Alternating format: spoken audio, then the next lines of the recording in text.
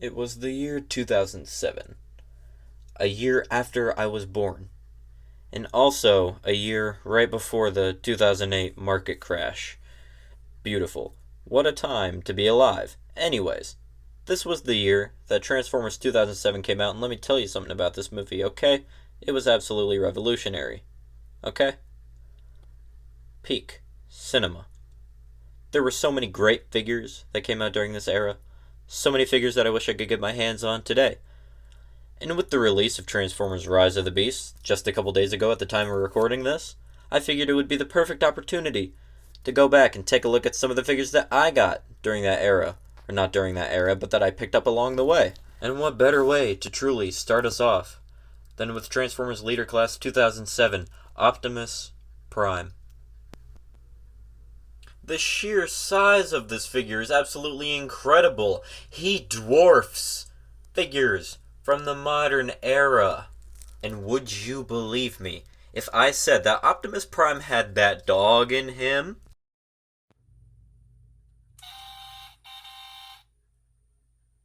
Fuck yeah. Now switching to video format to show off this absolutely incredible vehicle mode. Oh my god, look at the scale of this thing. This is absolutely insane. He dwarfs me, and I have ginormous hands, and you can see the absolutely humongous scale of this truck mode within my grasp. He has rubber tires. As I showed you, lights and sounds. And he's just fucking massive, dude. The transformation is very easy as well. He's involved, but they don't make him astronomically complicated. To start off, what I personally do, I don't have the instructions, and this figure is incomplete, by the way. I do not have his gun nor the missile, but I have everything else. I'll put a picture of the gun up on the screen. There you go.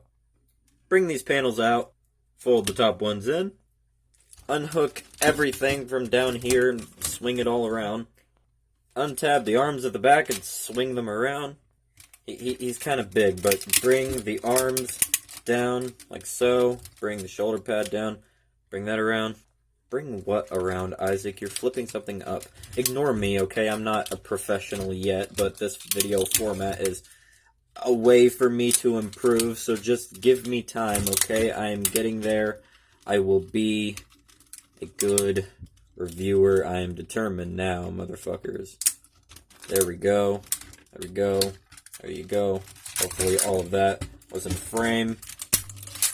Just do what I'm doing here, okay? I'm not the professional when it comes to the transformations, but I will do what I'm doing right now in hopefully a clear manner so you guys can see what I am doing, and hopefully most of this is making sense and it doesn't sound like I'm just having a crisis because stuff is getting in my way.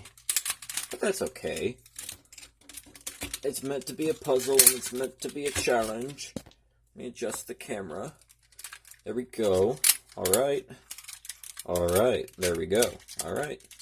Alright. Alright. There we go. Alright. There you go. And my favorite bit of the transformation. Flip this up. My favorite bit of...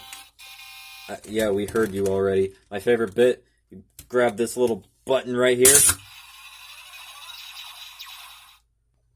That is just the absolute best. And my god, this is just a very big figure. I mean, my god, I'm at a loss for words here. But I mean, my god, he's got a lot of personality and a lot of charm.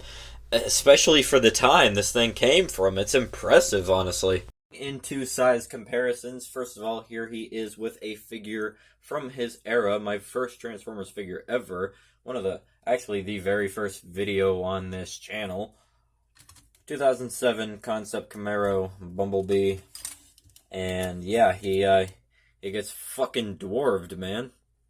And comparing him to a modern scale leader class figure, well, one of the bigger, there's a lot of size fluctuations, it's very odd, but one of the bigger modern scale leader class figures is Transformers Studio Series Grimlock right there, and yeah, they stand pretty much eye to eye. In fact, Grimlock's a little taller, but it's definitely a mass, I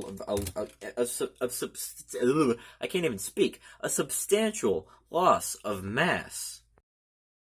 And yes, I am aware that there is a reason for that with budget restraints and just issues, economic issues. I'm not well versed on it, but I know, but I'm still going to complain about it because this is my YouTube channel and I can do what I want here. So for articulation on this chunky motherfucker, first of all, you have a head swivel. That's pretty much all it can do. We can't really go up and down to the lights and sounds mechanism in his chest, but that's alright. You don't really need it. You can cheat some backwards butterfly joints, so I guess that's useful. He looks very odd. He looks like a fucking flying squirrel if you make him look like that, but alright.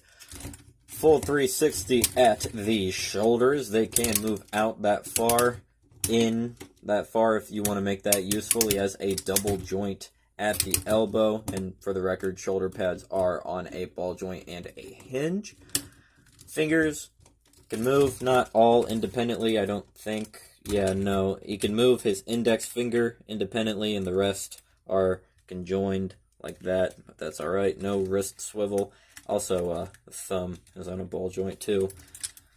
Nothing at the waist, but the hips can kick forward that far. This shit comes untabbed way too easily.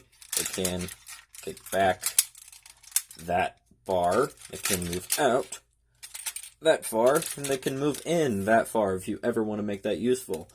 I'm just going to repeat that all the time.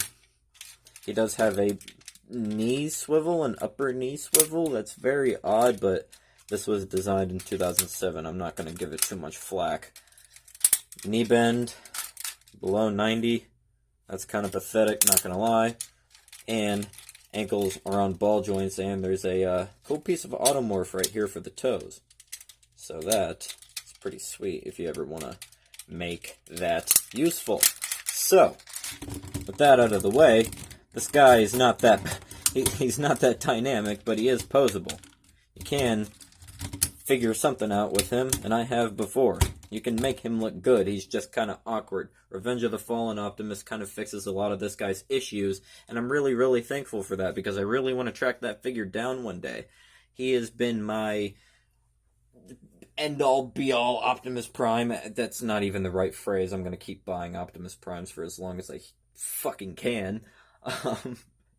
That's just a figure that I absolutely want to track down. And this guy, it was a symbol of my childhood. Growing up, watching PR review this guy, yeah. He's nostalgic for me, and I really wanted this guy, and having him for so long, for 3 years now, it's been pretty great.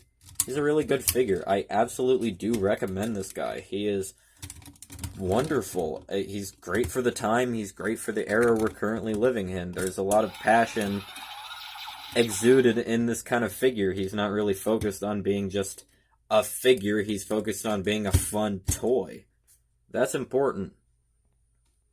If you want a good action figure to do toy photography with or stop motion with, get this guy if you can afford him. He's great, he's wonderful, but this is a leader class nowadays. This is a leader class back then. Yes, this guy is also a leader. He's one of the smaller ones, unlike Grimlock that I talked about earlier.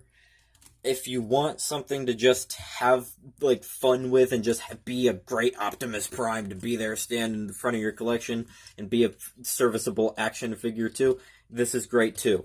But if you just want a good, chunky, fun toy with lights and sounds and rubber tires, and he can... Wait, no, I was wrong. Oh my god, not all the figures are independent. I completely forgot about that. So hey, if you want him to flip off Megatron, you can totally do that. So yeah, at the end of the day, this guy's great.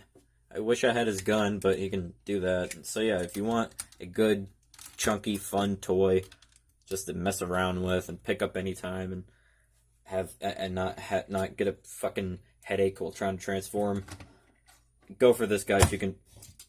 Go for this guy if you can find him. I totally recommend him.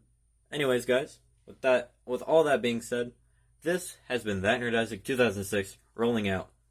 Peace.